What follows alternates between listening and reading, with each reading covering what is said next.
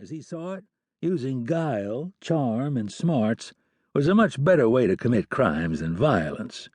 He resorted to that only when absolutely necessary. The embezzlement conviction was nothing more than a one-time misstep on his part. Fortunately, the investigators on the case had been as dumb as most cops. Otherwise, he would probably be looking at life without parole on death row. In the processing area, Larson saw enough of the paperwork in front of a bleary-eyed guard to learn that he had been mistaken for another inmate with the same name, who was slated to do 18 months at Springer for a hit-and-run DWI accident.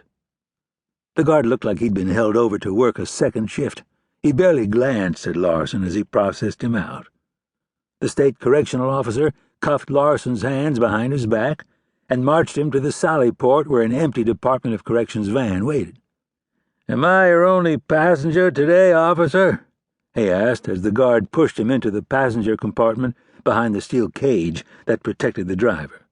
The name tag on his uniform shirt read D. Trujillo.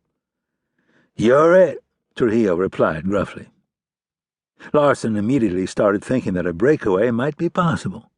How to make it happen was the question. "Could you handcuff me at the front rather than behind my back?" he asked. "My arms and wrists really start to hurt when I'm cuffed this way." Trujillo thought about it. Larson was a middle-aged white guy with no priors who'd been convicted of non-violent crimes. "Okay, step out of the vehicle." Trujillo made the switch, put Larson back in the van, locked his feet to leg shackles bolted to the floorboards, closed the side door, and got behind the wheel. The sally port door opened, and sunlight poured into the dimly lit space. Larson did some mental calculating as Trujillo drove outside into the glare of a hot, cloudless July day. Springer was a good 200 miles up the interstate from Albuquerque. The drive gave him about 3 hours to figure out how to persuade Trujillo to stop, unshackle him, and let him out of the van.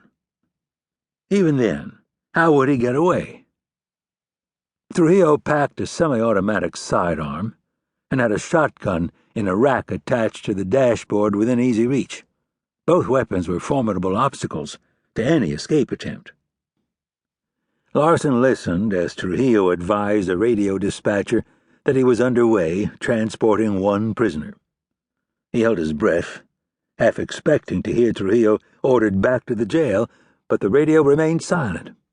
In a few minutes, they were beyond the perimeter of the jail grounds, cruising toward the interstate, and Larson started breathing easier.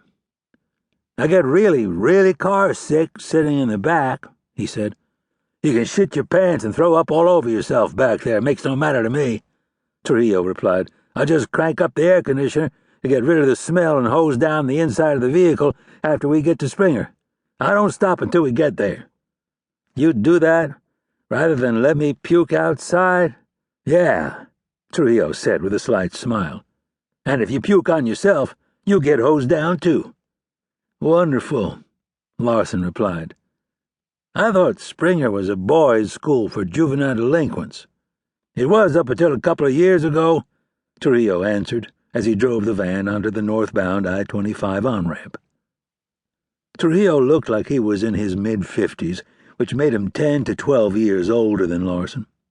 He had a round head, cauliflower ears, pudgy cheeks, and didn't resemble any of the Trujillos that Larson had known in his youth.